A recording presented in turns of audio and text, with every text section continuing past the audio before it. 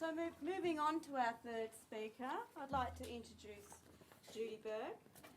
Her presentation of Making Sense of It comes from an extensive involvement as a member of the SA Mental Health Clinical Network, being an active advocate for people with BPD and also from a parent perspective. She is also a co-founder of Sanctuary, a support group for carers of people with BPD, and you'll find a flyer in your bag. Thank you, Judy. Thanks, Paquita. My talk follows on very nicely from Anne's because I'm going to talk about validation, which is one of the things that I think is really so important for us. So we've heard this morning how consumers and carers are suffering in dealing with BPD. The person we care for is suffering, and we who love them suffer too. We see their intense mood shifts, fear, sadness, anxiety, anger, and most distressing of all for us, their self-harm. Whether we're parents or partners, sons or daughters or siblings, those of us who are here today are desperately seeking a way to decrease the pain of our loved ones and also decrease our own pain. But how do we do this? The first thing we have to understand is that we are all, both consumers and carers, doing the best we can at the moment. Yet, as Alan Frizzetti says, we all need to try harder. When I first heard that, I thought that was a contradiction, till I really thought about it. As much as I loved my daughter, and as hard as I was trying to help her by suggesting what she could or should be doing, nothing improved. Similarly, what my daughter was doing was the best she could do, but it didn't lessen her suffering. She was not getting any better, and anything I advised her to do just seemed to escalate her anger and distress. My attempts to advise, suggest, be more loving with the best intention in the world didn't improve the situation. In fact, quite often they aggravated things. We alternated between being loving with each other and then at other times having great shouting matches. My love alone for her was not enough. Nothing helped our relationship until I learnt about BPD and understood what she was feeling. That was the first step, and it did improve things, but the next step I needed to take was to learn about validation. You'll note that it's our relationship that improved. I didn't say her BPD improved much. Only our loved ones can do the things that need to be done to help their recovery. They are the ones driving the bus. They are in the driver's seat, and they are the ones who will decide the roads they travel. They might go on rough, rocky roads at times, taking the curves too quickly, or at times go very close to the edge of the cliff, far too close for us. As much as we would like to guide them as to which road to take, slow down or to be careful, we can't. But what we can do is make the ride smoother. Clinicians and other mental health workers may also be on this bus, and they too might help to make the ride smoother, but they get on and off the bus. We carers stay on the bus 24 hours a day. The way to make the ride smoother for our loved ones is to validate, validate, validate. But why would validation make such a difference to someone with BPD? I bet most of you weren't validated as children. I certainly wasn't. Possibly your other children weren't validated, but they don't have a diagnosis of BPD. So why is validation so important to our loved ones with BPD? A consumer with BPD told me that she always felt that she didn't belong to her family. She felt like they were in a glass bowl and she was on the outside looking in, but never one of them. Many other consumers I have spoken to feel they don't belong in our world. Many of them seem to feel like aliens. They don't feel that they speak our language. They feel that they don't fit in. How can we communicate with each other if they feel like they are in a foreign country? People with BPD feel bad all the time but don't have the language to tell us. What can we do to help us communicate with each other, to help us translate what we are trying to say? Validation can be our dictionary. And this is Valerie Pause. Not working. Valerie Pause definition of validation. You said up. Did you mean down? Thank you. I'm a much better pharmacist than I am a whatever, driving a computer. So Valerie Pause's definition of validation is an emotional language that allows you and your loved one with BPD to communicate from the heart.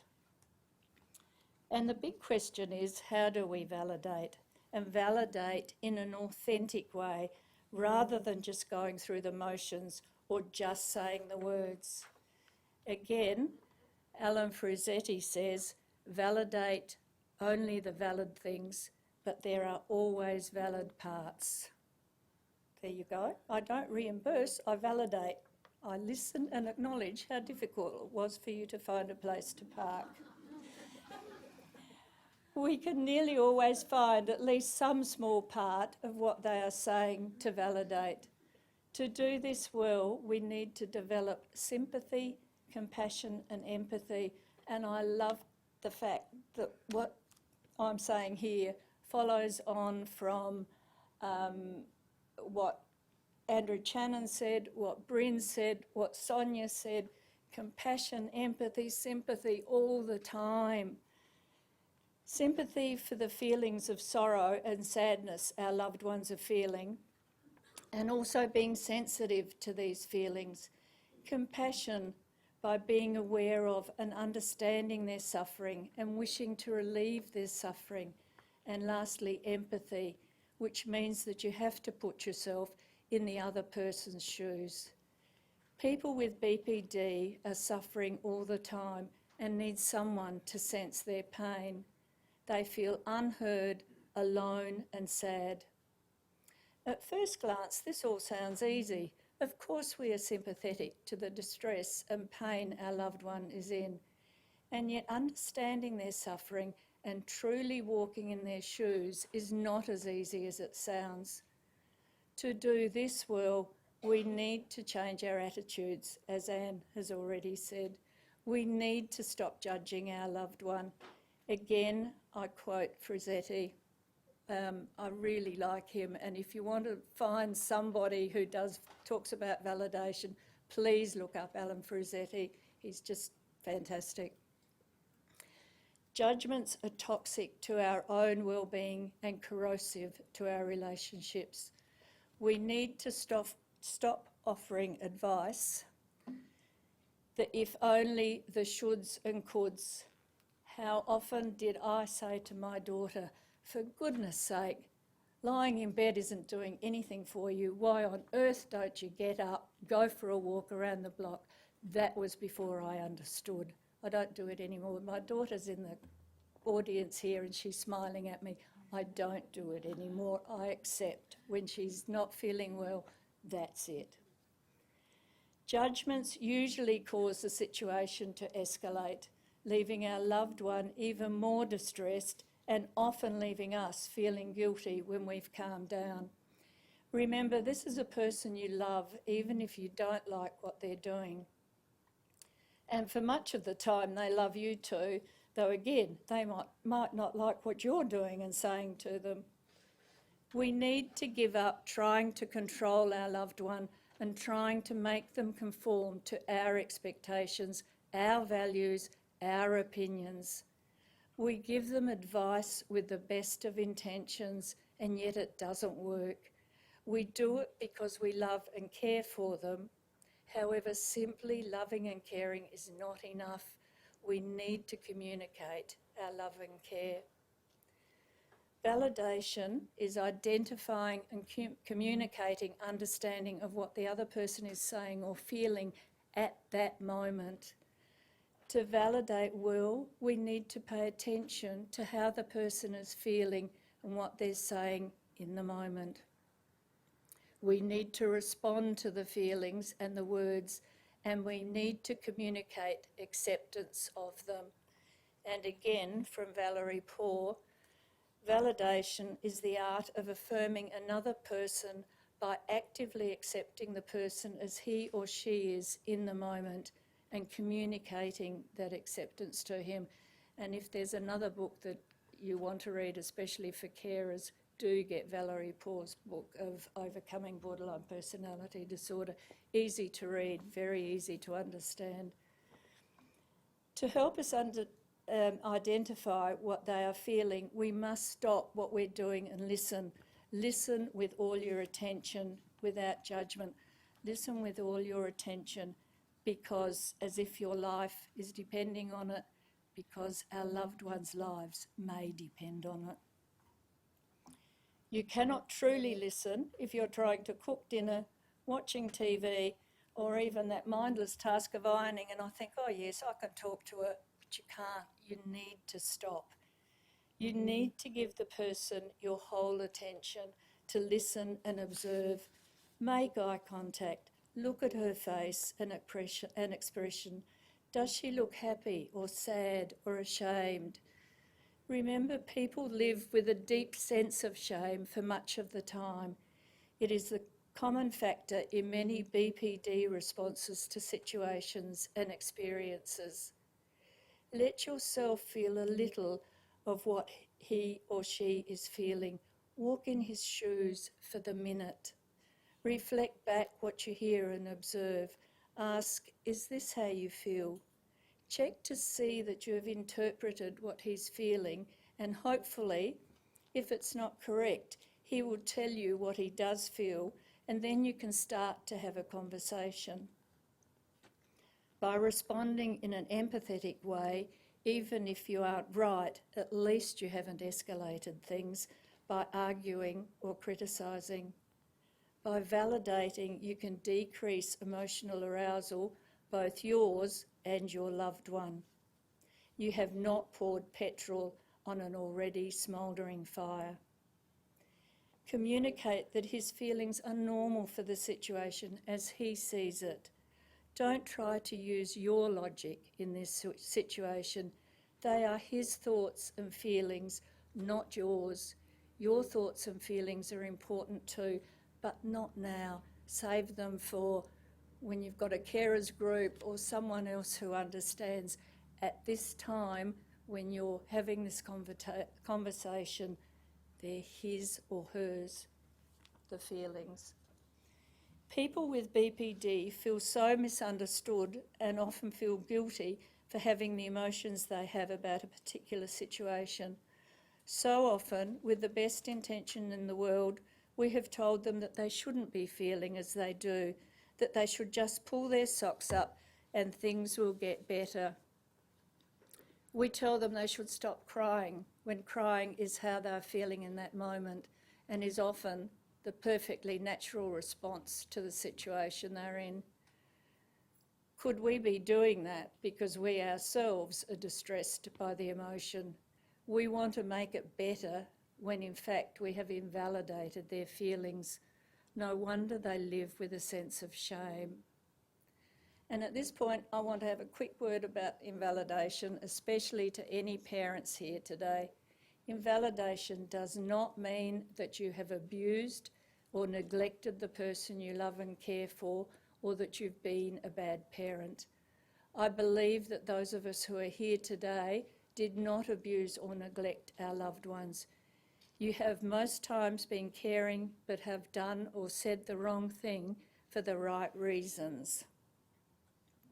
And again, you just need to change your frame of mind, then you'll feel better. You know, we're trying to make it better, but instead we make it so much worse. When your child said, for example, when he was little, he, she, I'm so dumb because I can't do maths, you may have said, of course you're not dumb, you just need to try harder. How many times have we all said, come on now, don't be upset, you'll soon get another boyfriend, or stop crying, don't be a baby, it doesn't hurt that much.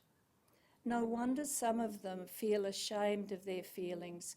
We all try to boost the child's confidence or make light of the situation because we wanted to make her feel better, but in fact, we failed to see the emotion behind the statement and failed to acknowledge the distress that was felt. We thought we were doing the right thing, but instead we denied his feelings. We invalidated him. This way of interacting with your other children probably worked for those children who didn't have the genetic vulnerability of BPD, but it did not work with this child who has very sensitive temperament. How many of us were invalidated as children and yet we didn't get BPD?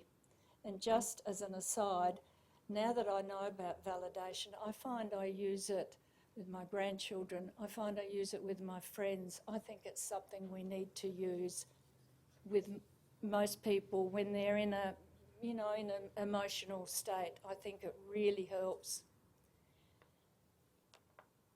I believe we should keep validation in mind for everyone. Don't beat yourself up about any mistakes you now realise or believe you may have made.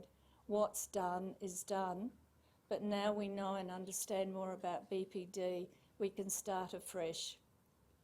It's never too late, and we can now start to build bridges and heal our relationships.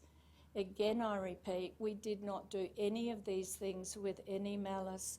We loved our daughter, as I'm sure you also loved your son or daughter, but our parenting was not right for her temperament. Sadly, we didn't know better. So back to validation, here are some examples of what you could say. I can see that you're distressed that you missed the bus or were late for that important appointment, or I understand that you feel sad that you can only see your child once a month. Anyone would feel that way. I wonder what you think that we might be able to do about that. And we can also validate by saying, I see, yeah, of course. So again, sort of validating and saying, yes, I understand where you're at the moment or what you're trying to say. Depending on what is going on and the mood at the moment, you can give her a hug or simply hold her hand. This will help show her that you understand and have compassion for her feelings and her pain at the moment. When we understand our loved one's pain, I believe we can truly start to communicate in a way which will ease their pain and make them feel that they fit in and feel like they do belong to this world.